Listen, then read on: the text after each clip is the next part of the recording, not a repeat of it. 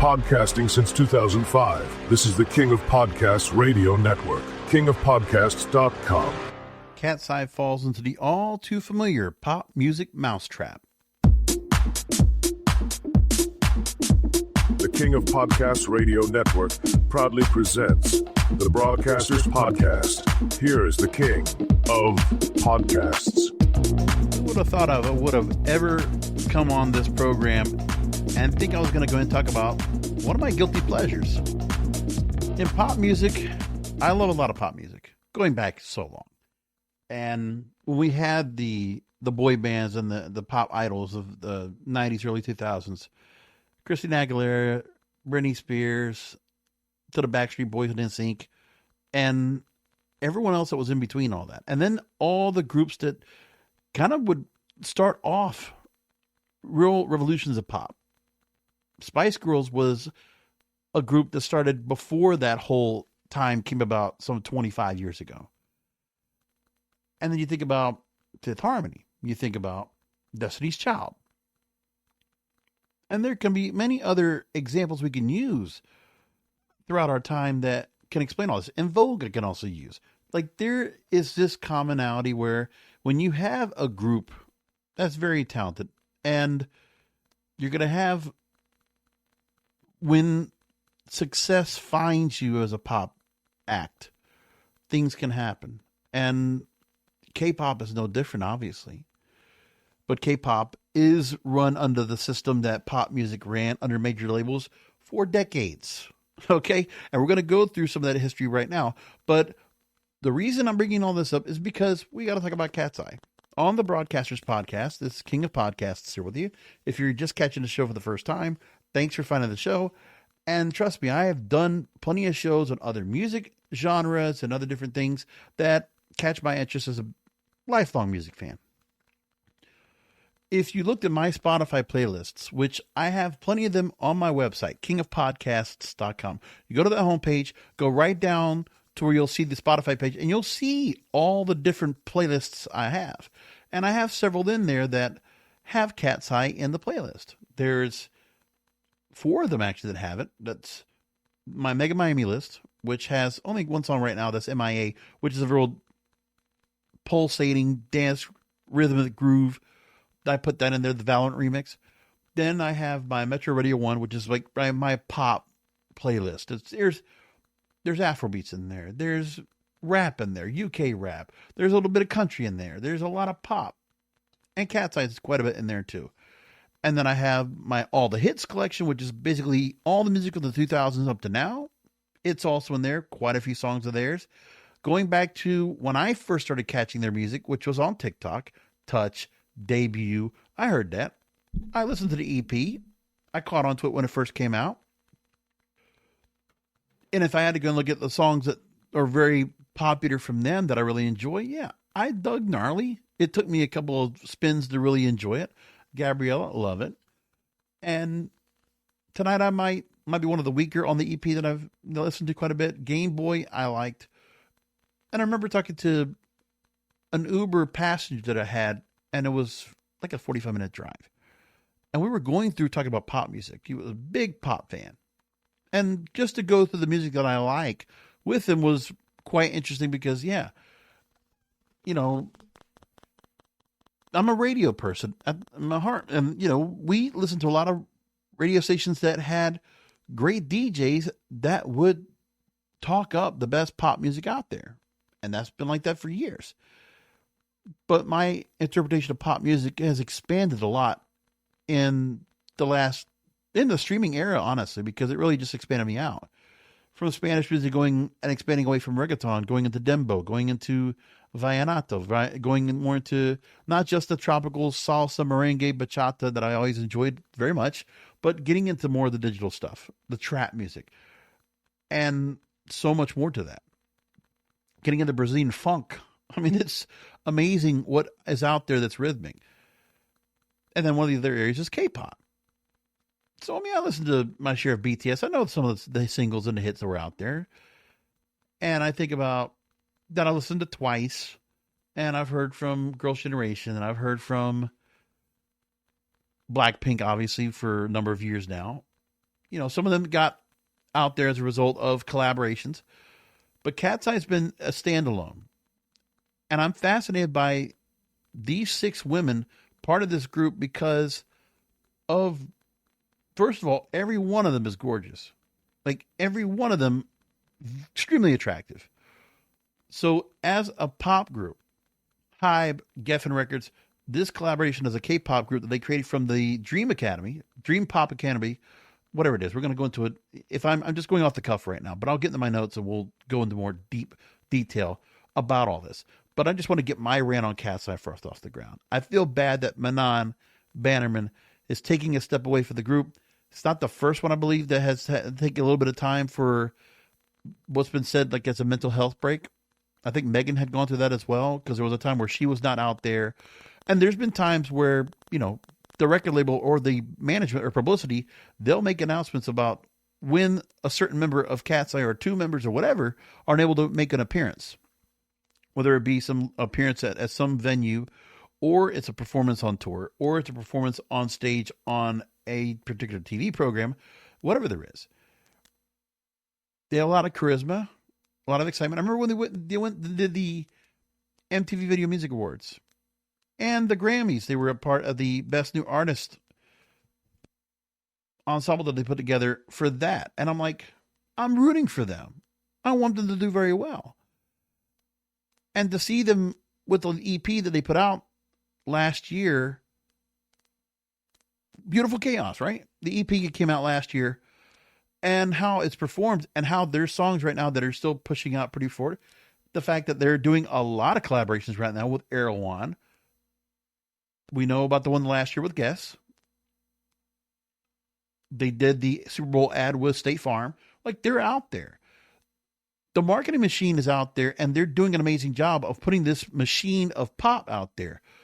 But I'll say this too, is that from this K-pop machine that HYBE and Geffen have put together, looking at them, they're a great social experiment on creating that pop machine for the 2020s into 2026. Because I feel like with them, there's a lot of things that you could pull out of what they're doing. They're funny, they're lovable, they're likable, they're charismatic, they're entertaining, they're talented. I follow them on TikTok and I see their stuff on Twitter and, or on X, and I follow along with that. And again, whatever songs that come out, Internet Girl, I dig the song. I like it. I like because the music is all out there on the K-pop side that is very EDM driven. I love that stuff. And I've seen where certain artists in the EDM space are collaborating, like the song from Blackpink called Jump. That was a Diplo record. Diplo put the beat down on it. I'm like, and that's a Daytona Beach guy. Follow him for as long as his career, and that's good stuff. And the thing is, just because America does not attach themselves to a new talent or to a worldwide sensation like KATSEYE is. Same thing is the argument I say about Tyla. Same thing I'll say about Olivia Dean. They're worldwide sensations right now.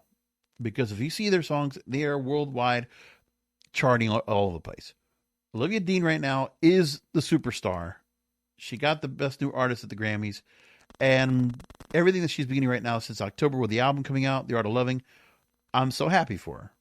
Because she is such a classic. She gives me the vibe of what Sade would be like. The kind of comfort that a Karen Carpenter would give me. There's a number of artists I could put into that realm that she reminds me of. And she just has that. And it's really great. We're going to talk about her in a little bit because she's part of a new Adidas campaign. And the marketing of who they bring on in the pop culture that is out there. And music has a lot of interesting artists. So for me, watching the TikTok videos of KATSEYE, entertaining. It doesn't feel cringe either.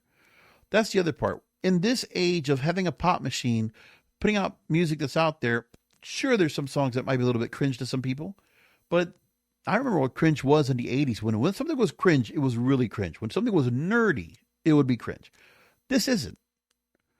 The music, you can, of course, criticize the quality of the music or the singing on there because it's very tough for them to go and do all the choreography and go out there and dance and do the numbers out there and sing to follow along with the records. But for the most part, it sounds like who they picked in this academy, they picked some really great talent.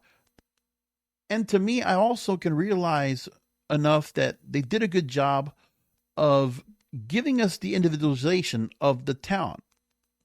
The fact that I can know who all the artists are. Now, I can't just say it right off the top of my head, but I have to go look at my bookmarks and just go look at a picture I have of them. There's a picture that I bookmark it because I enjoy the group. From their KATSEYE World X page, they had some pictures that were put up prior to the Grammy Museum performance that they had at the Recording Academy. And I'm going to look up there. I see Daniela, Yunche, Sophia, Manon, Laura, and Megan. And that's just off the cuff. I didn't even try to edit that down or anything like that. I didn't go back and fix it. That's just how I knew it. Because I know them. And I can tell the difference with them. And I've read quite a bit up on them because I wanted to be more familiar. But like I said, the songs are the first thing that drew my attention. And then that they're an act that is fun to watch. Put it like this. If they were in the 70s, they would have had their own variety show. And I think people would have watched it. It's like, this is an old reference, but don't get on me about this. Late 70s, early 80s, Barbara Mandrell and the Mandrell sisters. 3 young, beautiful women, great singers. And they did a good comedy show, good variety. Pink Lady was an act that was out there. International Japanese sensations also went worldwide with their song Kiss in the Dark that charted all over the place. Disco song. And then they had their own show, which it could have gone somewhere, but it was the wrong time for it. And it was just out there. It was just wild. And when you give anything to Sid and Marty Krofft to go and produce, and they're not allowed to go and do it with the full ridiculousness they would do a show, then yeah, that show's not going to do well. But I really feel like with that group, you could put them on any whatever show that you want. They could have been on variety shows of other people's variety shows. If you had them on game shows, you could have had them on game shows. Like, for instance, I could absolutely see them have a square on the Hollywood Squares. But, not this version of Hollywood Squares with, I forget who it is now that is hosting it. Like the CBS version they have now on TV, it's just an abomination. If it's not Tom Bergeron, if it's not Peter Marshall, I'm not watching it. Just can't do it.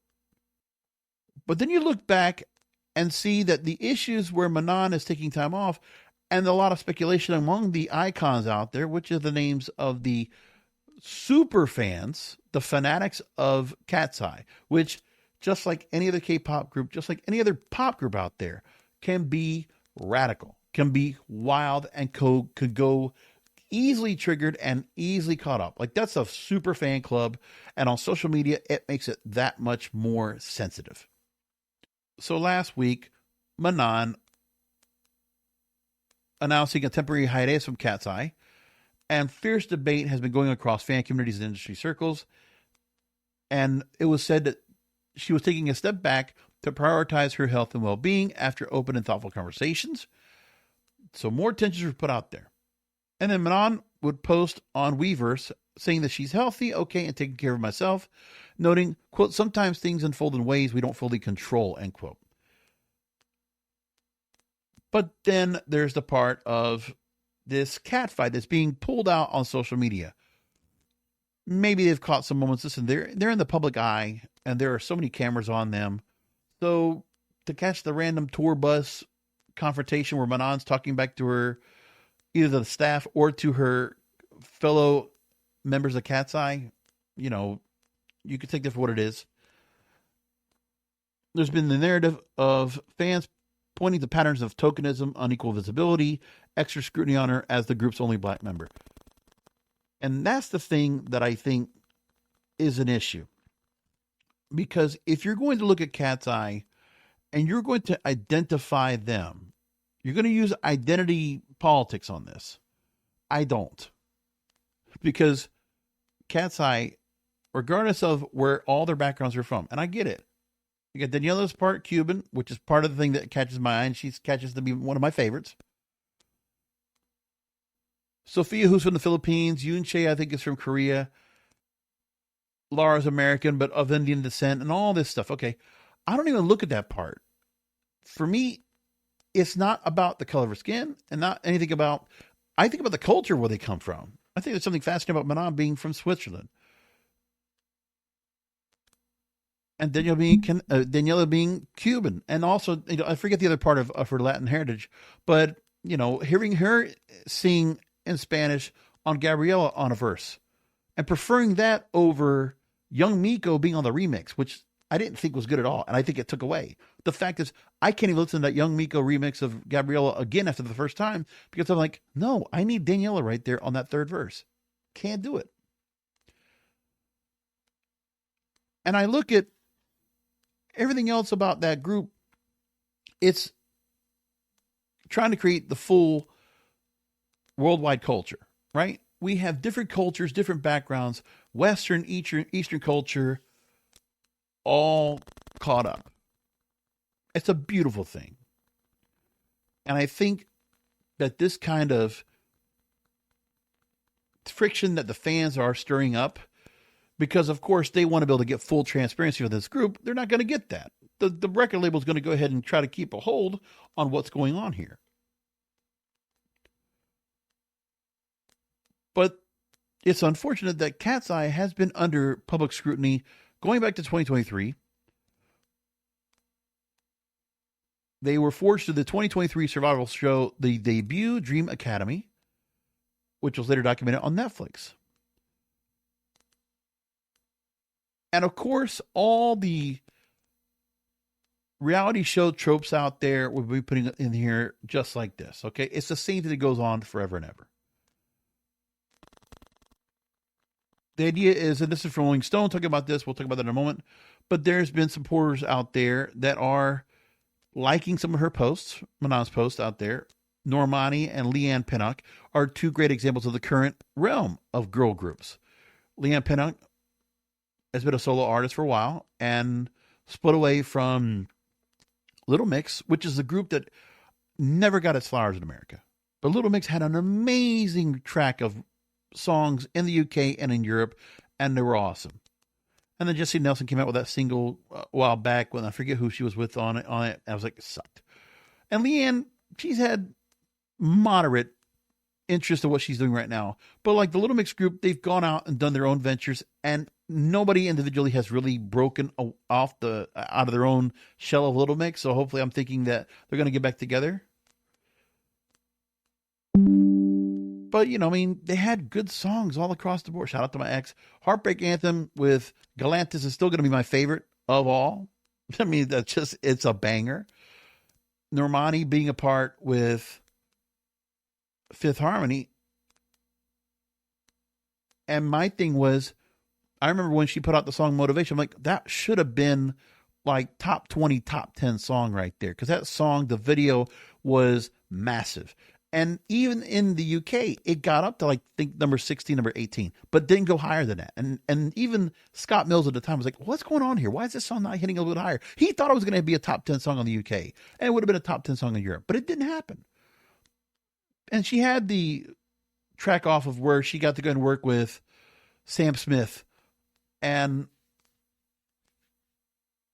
I'm like, Dance with a Stranger, Love Lies. I'm like, wow, they're just kicking ass. And just good stuff. And I was wanting to hear more from her. And I've seen her put stuff out, but I think that's just the management that was there for her. I think it was RCA that kind of just screwed the pooch with Normani. So we never got to see her go farther up in that. And, it is normal to see certain girl groups have artists that will go ahead and break free. And then when they break up, it's going to happen.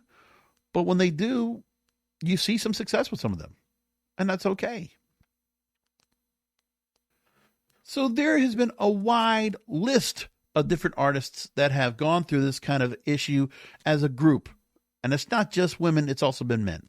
So the Monkees, an incredible story. If you've never followed the story of the Monkees, please do, because that is a fascinating story. And because I learned about the story of the Monkees through various books and various documentaries, I mean, I remember watching the Monkees as a rerun in the 80s when they brought it back after like 20 years and put on MTV as programming. I'm like all into it. And I watched all the episodes and I thought monkeys were cool. It was great stuff. And the music was good. And then after that, started listening to it. But then we only heard what was on the TV show. And it's not until you really start delving more into the monkeys themselves to realize Monkees, by the way, if you're looking for the spelling. And you go into that in the 60s, and then you realize, there was always this talk, always the kind of downplaying of when they started making their own records, they weren't that good. But I would probably tend to disagree on some of that. Yeah, so there was some sneakers in there. But you know what? Some of that stuff that they put out there wasn't that bad. Headquarters was a decent album. And they put some decent songs after that. Like, I can definitely say that there was some talent there. And they did find a way to fuse their talent and work together on records. But again, they were so quick to become hot and successful in such a short amount of time. And the control that the record label and, TV network and all these other people that had over their career, they wanted to not be stuck in that pop bubble. I feel like with what HYBE and Geffen have done with KATSEYE, I feel like they're not stuck in that bubble. Of course, there's people complaining about that. Well, then why would they do songs like Gnarly and Internet Girl? I don't think they feel ashamed of performing those songs. I think what they're really enjoying is the fact that those songs are to catch virality, to catch the attention. And it's done that. I know Gnarly did that. And when you wanted to get that EP out there, you wanted to break away from that traditional K-pop feel of what Debut and Touch were. You say, okay, well, let's do this. And let's show we're not just like this group for kids. We got an attitude. We are a bit explicit. We are sexual. We know who we are. There's an identity about that. And I think it comes off in the music that they do. And there's a variety in their music. And I think that's the other part that's really cool. To see Gabriella as the second single out of that EP was a pretty good choice, and I enjoyed it. And as a result, whatever you think about the ongoings of the interweaving of KATSEYE as a group, the one thing is they have gone through and they have been able to make some real headway into being marketed out there with all the major commercials they've been getting on and all the appearances they've been making on television. And I'm sure there might be some blowback on the success they're getting. And for those that are out there that will take identity politics into display, or they'll go into, the commercialization and expect them to be some artistic credibility, that's too early for that. I mean, they're going to get some parts where hopefully they will get some individuality and they'll be able to do some things that they will be able to stand out on their own. There's time for that. But let's enjoy them as they are right now. One Direction was a great example of a group that went through so much. And look at how talented all those people are. Zayn Malik and Harry Styles and now Horn. I'm like, damn, there's a lot of talent out of that group. And just a shame. Take Five, Robbie Williams, another group like that. Destiny's Child. I remember when they were a 4-woman group. And I'm like, then they had changes in the talent there. 3-woman group. And then they just ruled. Once they got to Beyonce, Kelly, and Michelle, they just ruled. And like early 2000s, you couldn't get away from Destiny's Child. They were hit number 1 all across the board. Bills, Bills, Bills, Survivor, Independent Woman, Part 1. I'm just kicking ass. And I loved what they were doing over there. And Beyonce obviously is the Diana Ross of the group because she more than stood out above all. Meanwhile, Kelly Rowland had a very nice little career for herself. Don't get me wrong. I love her, a lot of her stuff. But this is the example of pop idols. And we have some of those teen idols right now in the current day. And they don't stick to their normal direction for very long. Katy Perry quickly got off of her stint where she was. Kesha wanted to go and break free from the kind of idol status that she had at her time. Look at more current examples like Tate McRae that went in one direction, and then she finally got to break out in her own direction. And I love all of her stuff. I think she's great. I think she looks amazing. And I'm following along with whatever she's doing. It's like just what it is. Olivia Rodrigo on those first 2 albums just kicked ass. And who knows what she's going to do in the 3rd album and how she's going to span out. But, it's great stuff. And Billie Eilish, those first couple albums, which was really out there. Her and Phineas doing this music together. And now they're kind of softening up and like, it's just the way they kind of go. And like, I'm not so much into what she's doing because the edge is gone. The songs are okay. I don't mind Wildflower and Birds of a Feather. That's fine. But I would want more out of the possibilities that she has. And that's just me anyway.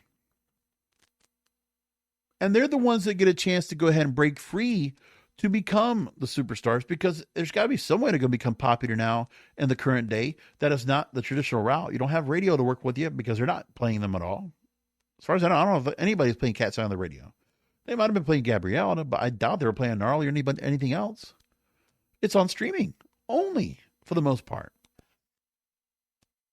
On Spotify, they have between 33 and 34 million listeners.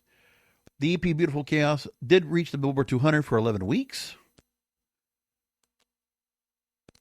And they did pass 1 billion total Spotify streams within the first year. And what's very interesting are some of the songs that are streamed more than others. Tonight I Might, which I think is not one of the songs I go ahead and prefer from them, has 51 million views. I didn't realize that. Gnarly has 39 million. I'm Pretty has 34 million. And Gabriella has 29 million. And I think that's the song that's like that's the commercial hit. That is the hit. In the first week of January, Internet Girl debuted with almost 10 million streams. And their YouTube views have passed 3.3 billion views as of late 2025. So let's get into what the publications in the media have been talking about this. Now, first I'm going to go to Forbes and Hannah Abraham that talked about everything that's happened since KATSEYE announced Manon Bannerman's hiatus. Manon, excuse me. So again, of the members that are here, they were formed to the debut Dream Academy in 2023. Manon joined Sofia La Forteza, Daniela Avanzini, Lara Raj, Megan Skindiel, and Yoon Chae Jung. Now, Manon was the only KATSEYE member that was scouted via direct message rather than going through the debut Dream Academy audition process.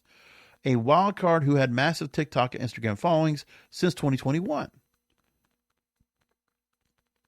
And then the trainers for that show during Popstar Academy questioned whether she could commit to the group's demands, and she became one of the 6 members selected. She is half Swiss, half Ghanaian, and the only black member of KATSEYE. Well, okay. Now, Ghana, as opposed to Guyana, which is part of the heritage Olivia Dean comes from, she's half Guyanese and half Jamaican. There is a difference. And also, if you don't know the difference of that, there's something there about where you can't talk about color. If you don't realize and understand and identify what we're about Ghana and the individuality between Ghana versus Kenya versus Nigeria versus Uganda and so on. Because if you haven't bothered to even learn about those countries and the individuality of the women that are there, that's a different story as well. I've at least delved into Afro beats and understand where some of the artists are from. And there is an individual difference in culture and everything like that. So it's fascinating. So there have been 2 EPs that KATSEYE has put out. That was their 2024 debut, Sis, or Soft and Strong, and Beautiful Chaos. The Cut put out an article saying that Manon's hiatus is connected to a broader historical pattern, and that's why Manon might be taking a break from KATSEYE. In discussing how she was portrayed in Popstar Academy, Manon told the magazine in February, quote, "Being called lazy, especially as a black girl, is not fair. Now I feel like I've always needed to put in extra work to prove something, even though I really don't." And in that same interview, she addressed work-life balance. America has a very different culture when it comes to work-life balance. You guys are all about grind and hustle. In Switzerland, if you're sick, you take a day off. No one's going to expect you to work. Cosmopolitan's Annabelle Iwegbe published a piece about why the exit hurt so much for black fans, and popular Instagram page Impact did a multi-slide carousel on the situation, referring to the controversial choreography for their song debut, where Manon was hardly visible. Yeah, but then we see other songs where she's up in front, especially in the performances, she's up in the very front. And even in the pictures that I have that I use for the graphics for this program to identify the episode, she's in very front. Just saying. There was a down-deleted Instagram video from 2020 when Little Mix broke up, and Leon Pennock said that, quote, "My reality is constantly feeling I have to work 10 times harder and longer to mark my place in the group because my talent alone isn't enough." Well, I mean, part of it is I think that there are a lot of people out there that want to identify not the talent, but skin color only. And I don't buy into that at all. Not even once. Normani gave a cover interview to The Cut in 2024, 6 years after the indefinite hiatus of Fifth Harmony, describing having to perform after receiving death threats and seeing images of her face photoshopped of the gorillas and lynched black people in 2016. Yeah, that kind of behavior by social media is inexcusable, unacceptable. And that's the part that's got to be said, is that, yes, there's racism, and the racism is definitely fueled and amplified on social media. Because keyboard warriors out there want to go ahead and just see the downfall of anybody and everyone because they're miserable people. That is what it really comes down to. Imagine if we didn't have social media and all we had was whatever people can go and do of watching KATSEYE from out that magnifying lens that they have. Think about that.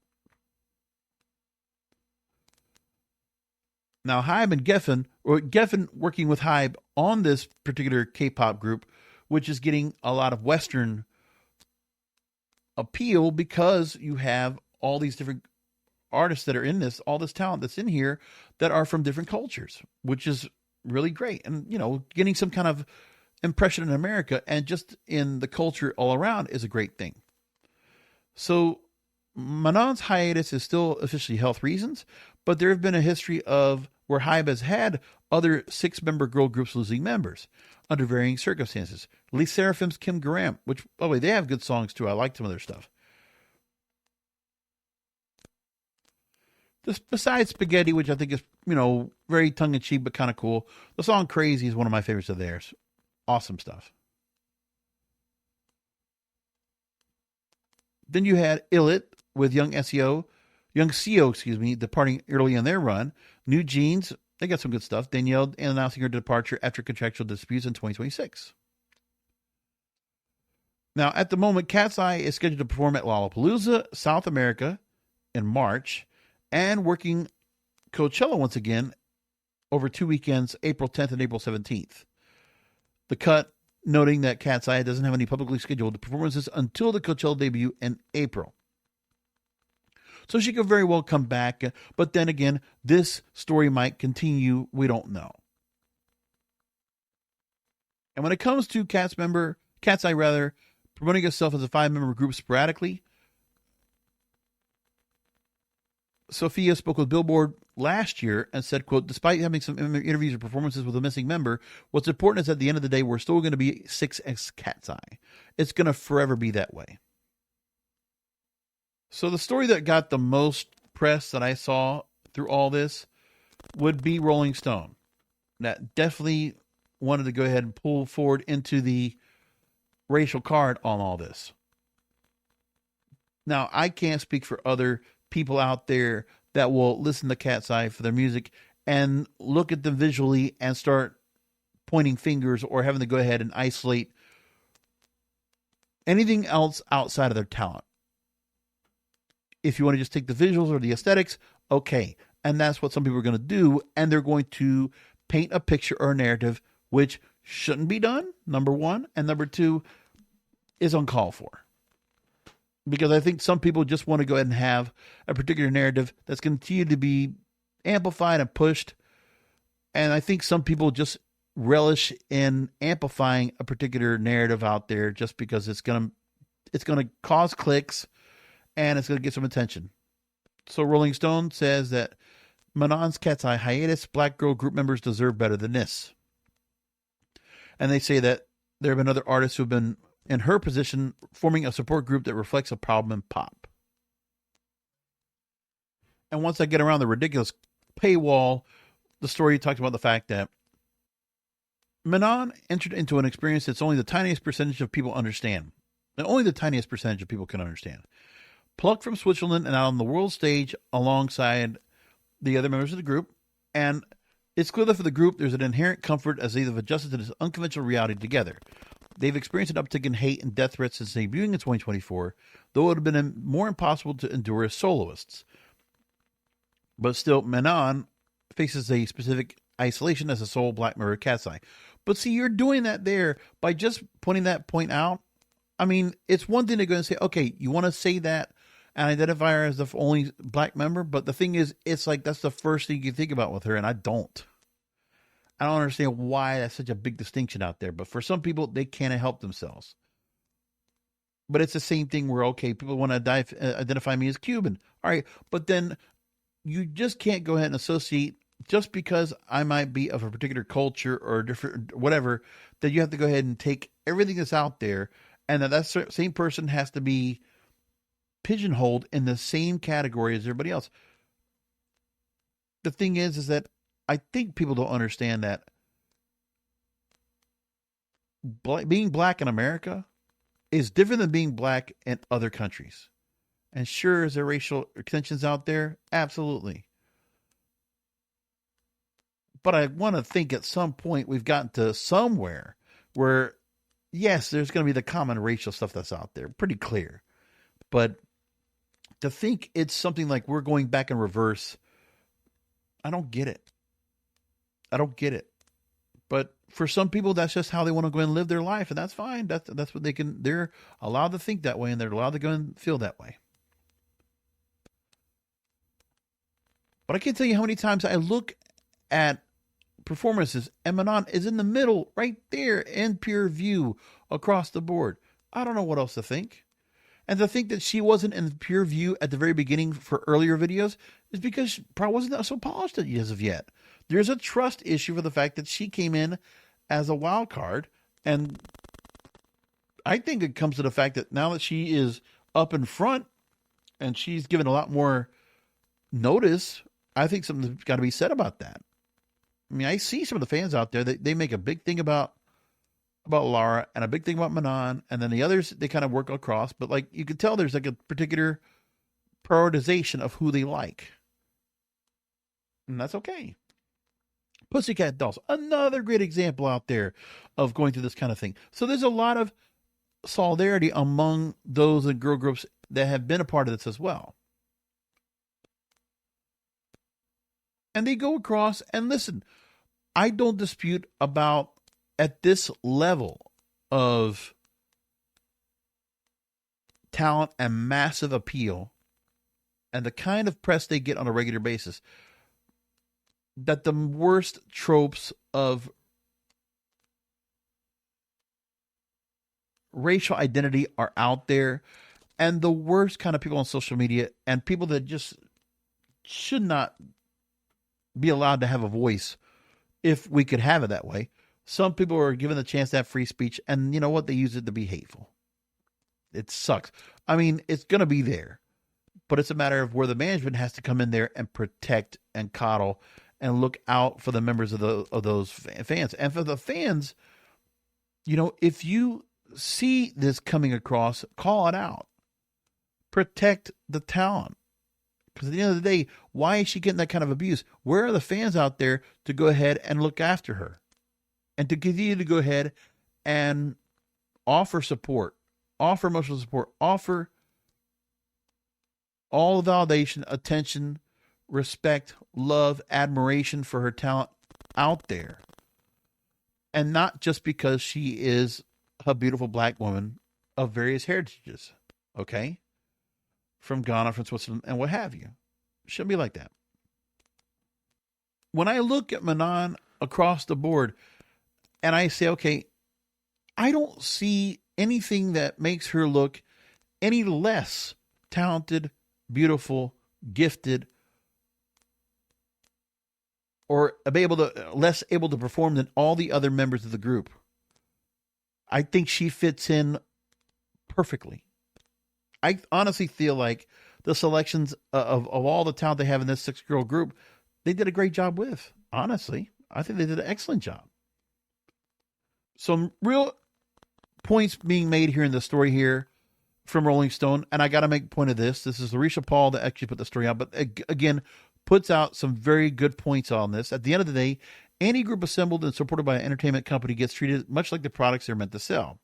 They haven't released their debut album yet, but they were effectively positioning as walking billboards from everything from Fendi, Pandora, Gap, Glossier, and Laneige to Erewhon, State Farm, Takis, and the fast food chain Jollibee. They're not selling records, they're selling an image. One that doesn't hold without Manon. People want to see diversity. She told the Associated Press last year. People want to see themselves represented on the TV, on the billboards, and I really hope that people high up see that and that it works and implement that. Although the music industry may still see them as pawns and products, these women presented with the responsibility as teenagers and young adults on Dream Academy are still people. I agree with that wholeheartedly. Very much a good point here, said. And the story has a lot of good background on all the other pop groups that have been out there and some of the artists that were the members who were black and going through a lot of things through all this. So I can see where that comes from. They make a good point of making the whole setup of the K-pop machine. And when you're creating a group like this, yeah, the kind of blowback that can come back on here, they make the point here that hopefully history won't repeat itself. Black girl group members shouldn't have to keep going through this. And I don't disagree. I'm just saying, I'm pointing out to the people that are trying to make this a racial thing. That's the problem I have with this. Because I want Manon to come back, and I hope she does when the time is right for her. I want to see this group continue to go on. And you know what will happen? Unfortunately, it'll be like everybody else out there.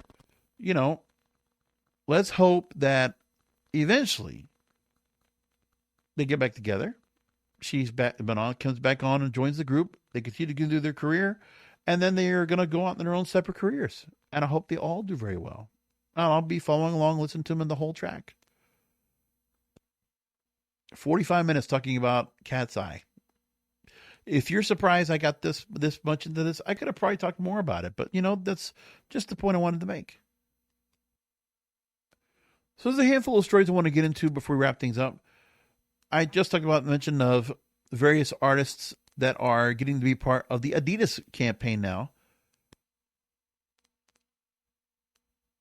There's a new superstar campaign. Adidas Originals and Jennie from Blackpink, Kendall Jenner, and Olivia Dean have all been brought on to be part of this campaign. So in this particular incarnation of the superstars of Adidas Originals, you have Jennie, soccer prodigy Lamine Yamal, Baby Keem, the rap star, rap innovator, James Harden, the current Los Angeles Clipper and NBA veteran superstar, skateboarding legend Tyshawn Jones, and Olivia Dean, all making the point that superstar doesn't belong to a moment, it belongs to those who move culture forward. So good stuff to go and see all that about these different stars and if they really fit out. So when I talk about the reasons about why some of these people were chosen, they make the point that Jennie represents borderless stardom. Her dominance of the global charts and influence through Blackpink cement her as a cultural bridge between East and West. For Olivia Dean, her rise has been a masterclass in patience, not overnight hype, sustained artistry that resonates across generations. As for Kendall Jenner, she represents fashion infrastructure, visibility at scale. Hey, beautiful people up front and center on billboards and all. Yeah, for all these different products, I'm dig all that. I'm all in for it. Other headlines I want to bring up real quick. Irving Azoff, a music industry titan, is weighing in on YouTube and Billboard's ongoing dispute over the chart metrics. As you know, about a month ago, YouTube had announced, or actually back in December, that they would be yanking their data from the Billboard charts, that the publication doesn't put enough weight on free streams in its calculations for sales units. And Irving Azoff commends Billboard for keeping with their current policies while encouraging the rest of the music business to stand up to the video service and demand pay music creators more. So Azoff put out a letter that was shared recently and says, quote, YouTube pays music creators, artists, and songwriters less than any other comparable digital service and should not have influence over the Billboard charts. When YouTube starts paying artists and songwriters on par with other music services, then its streams can be counted the same as Apple, Spotify, etc. Until then, we should all happy to let YouTube take its toys and go home.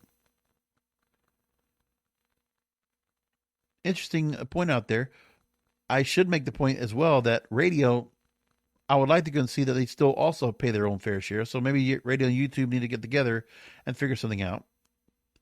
Story from the Hollywood Reporter puts out a slow motion eulogy for the TV industry.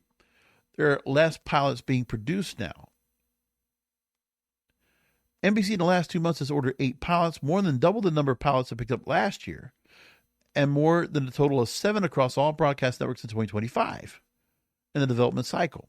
ABC and CBS have 2 pilots each. There are only 12 pilots so far. In 2019, networks ordered 66 pilots, the fewest in at least 7 years at that point. COVID and more development models being changed in search of more efficiency, and the after effects of the 2023 strikes combined to push the number of network pilots down to just 5 in 2024. Fox and the CWS networks have all but abandoned pilots in favor of script to series or straight to series pickups. Other networks have leaned on other models with development writers' rooms. That's quite a story about that. But there would be pilots, used to be where sound stages in Los Angeles would be busy, thousands of people working in those few months earlier in the year, producing shows that range from all-time classics to all-time blunders.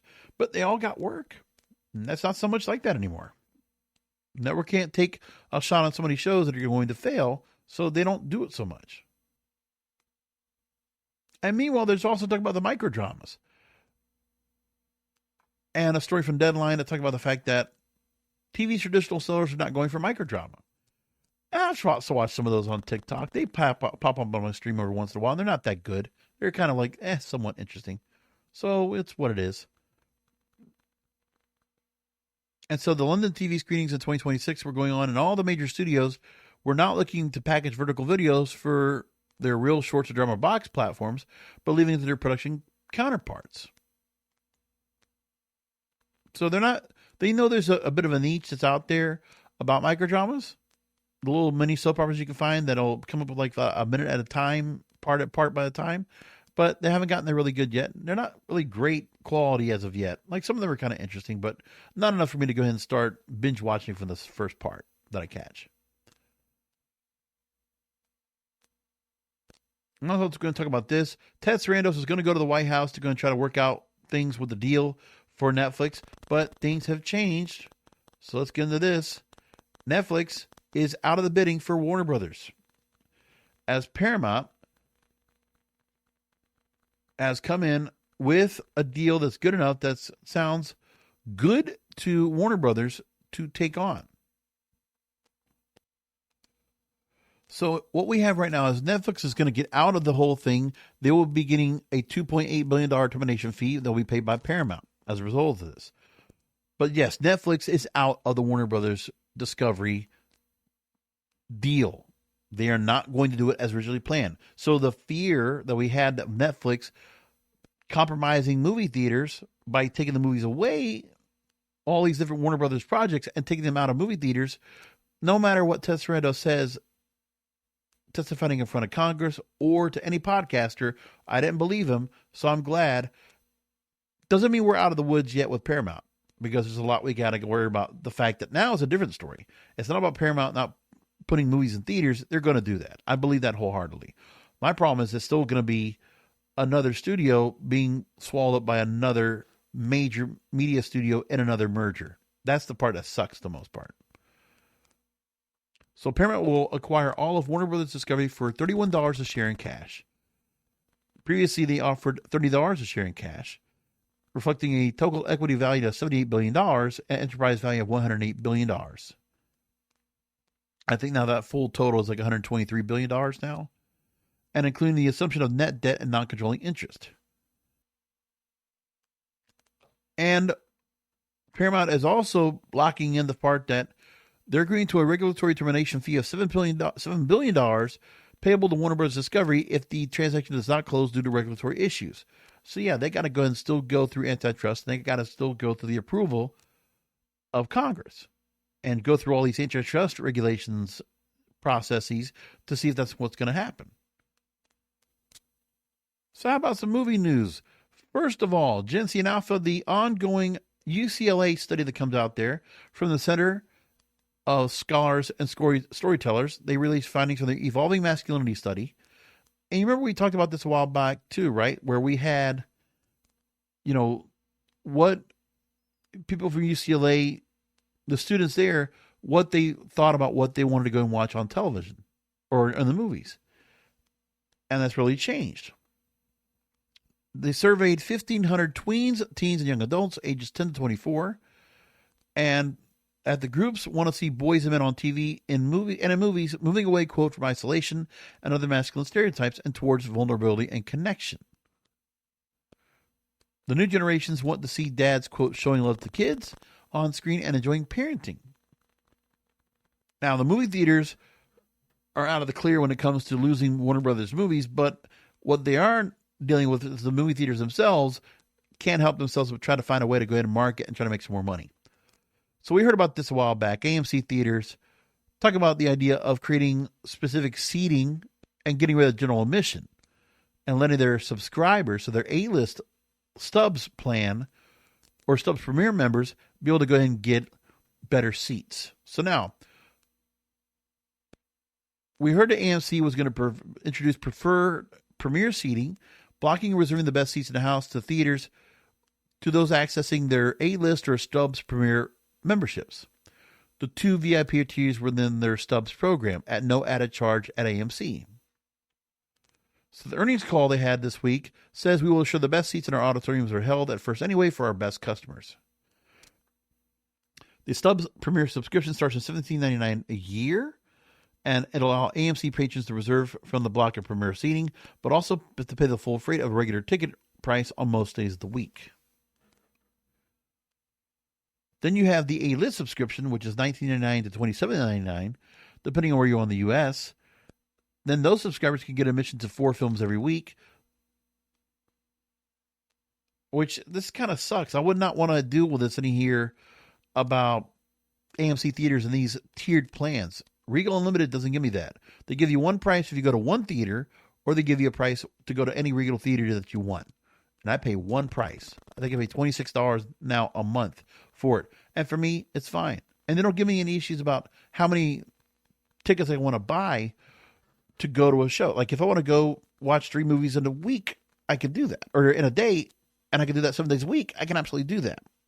The only thing is that does kind of suck is even when you're a subscription holder, they want you to, they always try to, encourage you to buy tickets in advance and pre-sales. But the problem is that I can only buy up to 5 movies at one time on the app. I wish they kind of would open that up if I'm a Regal Crown Club member and a subscription holder of Unlimited, but that's just me. Some other stories to add in here. FCC wants to examine the migration of sports rights from free broadcast to subscription streaming. I like this idea.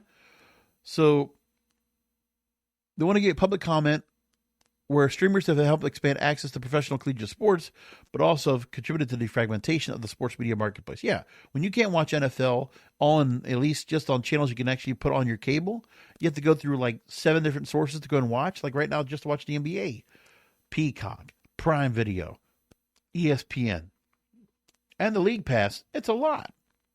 It's a lot right there. And Netflix for when you want to watch NFL. Like, it's just too much work. But the NFL is the real culprit because they have that last year 20 NFL regular season games, 1 playoff game were distributed exclusively on streaming services, Amazon Prime Video, YouTube, Peacock, and Netflix. So the questions they're going to ask is, to what extent do current sports media rights contracts conflict with or impede TV broadcasters from meeting their public interest obligations? And how should these arrangements be considered in the context of broadcasters' public interest obligations and the FCC's duty to ensure licensees meet their statutory requirements? So there's the other part. Oh, there's some quick stories. Let me just drop off here. Radio is getting more popular for anyone 50 years old and up. Baby boomers are more loyal to brands compared to the U.S. adults, and more loyal to brands in the grocery, household goods, beauty and personal care products, electronics, and apparel. And one of the places they should go is radio.